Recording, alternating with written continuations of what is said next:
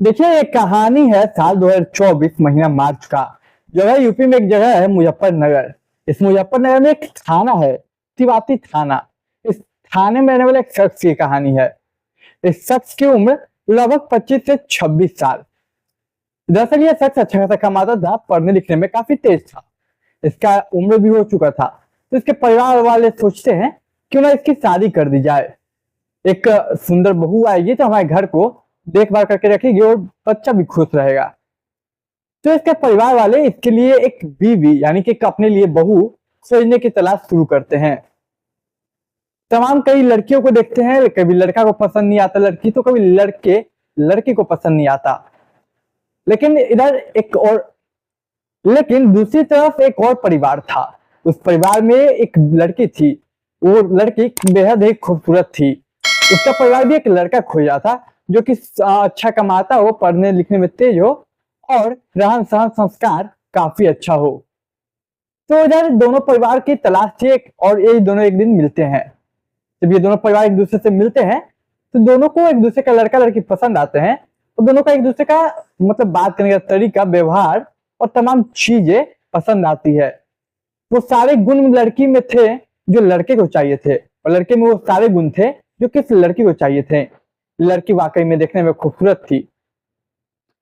इन लोगों का सब कुछ देखते देखते सब कुछ शादी वगैरह सेट कर दिया जाता है। शादी सेट हो जाता है मार्च के महीने में। शादी के दिन आता है, शादी होती है, सब कुछ शादी संपन्न अच्छा से हो जाता है। फिर वहां से बारात निकलती है और यहाँ लड़के के घर पहुंचती है। अब लड़के घर पहुंचती है, सुहागरात की रात थी और तमाम जो कमरे होते हैं वो सजाए जाते हैं। एक रिवाज होता है कि लड़की का भाई भी लड़की के साथ आता है उस एक रात एक दिन के लिए। तो लड़के का भाई भी आता है, फिर पति पत्नी अपने कमरे में जाते हैं, परिवार वाले थके रहते हैं तो सो जाते हैं। अब अगले दिन मार्च के महीने में ही नींद खुलती है सभी परिवार वालों की। लड़का भी बाहर आता है, फ्रेश होता है। फ्रेश होने के बाद अपनी बीवी को इधर उधर देखता है। बीवी उसको कहीं नहीं दिखती, उसे लगा बाथरूम में होगी। वो जाकर बाथरूम चेक करता है, लेकिन बाथरूम में भी बीवी नहीं होती। अभी लड़का परिवार वालों से पूछता है कि माँ, अपने बहू को देखा अपना, यानी कि मेरी बीवी को। अब माँ बोलते नहीं, मैंने नहीं देखा बेटा। पापा से पूछता है, पापा भी नहीं देखे। फिर तमाम जो घर वाले थे वो एक चीज और नोटिस करते हैं कि लड़के के साथ उसका जो भाई था वो भी नहीं दिख रहा है। अब पूरा परिवार मिलकर पूरे घर की तलाशी लेते हैं और उस अपने घर की बहू और उसके भाई को खोजते हैं, लेकिन दुर्भाग्यवश कोई मिलता नहीं। अभी नहीं लगता है कि ये क्या हो गया। फिर सभी परिवार वाले सबसे पहले वहां जाते हैं जहां उन्होंने अपनी कीमती चीजें रखी थी, गहने वगैरह। देखते हैं कि गहने वगैरह और तमाम कीमती चीजें गायब है। ये देख के उनका सर चकरा जाता है। उन्हें लगता है कि ये कोई गैंग तो नहीं था कि शादी करके लूट के चला जाता हो, क्योंकि हुआ भी ऐसा ही। शादी के बाद लड़की घर आई, लड़का अपने भाई को, एक भाई था उसका, उसके साथ, और सुबह गायब हो गई सामान लेके, गहने लेके। और ये फौरन तिवाती थाना पहुंचते हैं, वहां एक एफआईआर दर्ज करते हैं। अब चूंकि शादी हुई थी तो लड़की की तस्वीर थी, लड़के की भी तस्वीर थी, तो पुलिस वाले वो तस्वीरें लेते हैं। फिर लड़की की तलाश शुरू करते हैं। लड़की की तलाश करते करते लगभग 1 महीने गुजर गए, लेकिन अब तो लड़की नहीं मिलती। लेकिन ठीक 1 महीने बाद अप्रैल के अंतिम में लड़की के लोकेशन का पता चलता है। अब पुलिस वहां पे जाके छापेमारी करती है, लेकिन पुलिस के वहां पहुंचने से पहले लड़की फरार हो चुकी थी। देखते देखते ये छापेमारी का सिलसिला 2-3 बार और होता है, लेकिन लड़की नहीं मिलती, छापेमारी फेल हो जाती है। देन फाइनली जून के महीने में पुलिस को एक और लोकेशन मिलती है, और जब पुलिस वहां पहुंचती है तो लड़की, उसका भाई और तमाम जो गहने थे और जितने गहने लूटे गए थे इस परिवार से, उससे कई ज्यादा गहने वहां पे थे। अब पुलिस देख के ये शौक।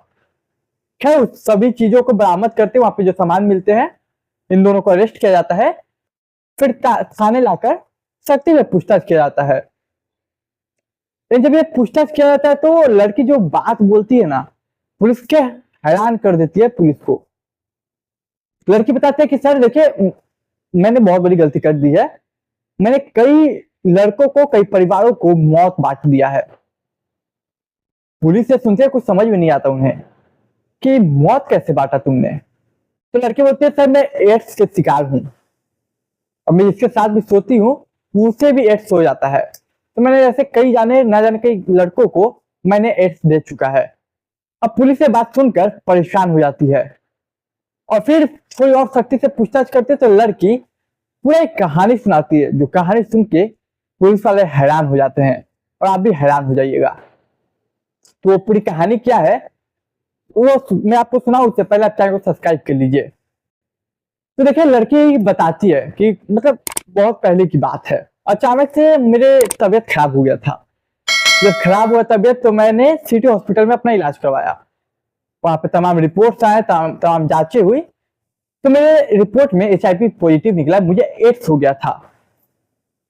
अब ये बात जैसे मुझे पता चली वैसे ही ये बात थोड़ी और फैल गई।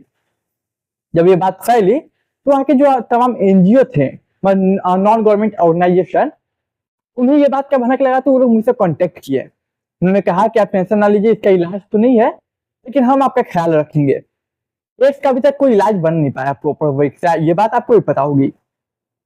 तब ये NGO में रहने लगी और वो NGO वाले सब कुछ देख रेख करने लगे इसका। लेकिन जैसे किसी को पता चलता कि इस लड़की को एड्स है, तमाम जो लोग थे वो दूरियां बनाने लगते इससे और इसे ये बात अच्छी नहीं लगती कि मतलब लोग मुझसे दूरियां बना रहे हैं। ये चाहते कि लोग इसके साथ रहे, इससे बातें करें, लेकिन लोग दूर भाग रहे हैं। जब भी कोई बात करे, किसी को पता चले कि मुझे एड्स है तो वो लोग दूर भागते और ये सब से मैं परेशान हो चुकी थी। तो एक रोज मैं वो NGO मतलब जहाँ पे उन्होंने रखा था मुझे, वहां से मैं एक रोज भाग जाती हूँ। भागने के बाद ये लड़की अपने एक टीम बनाती है। उस टीम में एक नकली माँ, एक नकली बाप, एक नकली भाई, तमाम नकली रिश्तेदार रखते हैं। अब ये सोचते कि मरना तो है ही एक दिन, तो क्यों ना मरने से पहले अय्यासी की जाए, थोड़े पैसे कमाए जाए।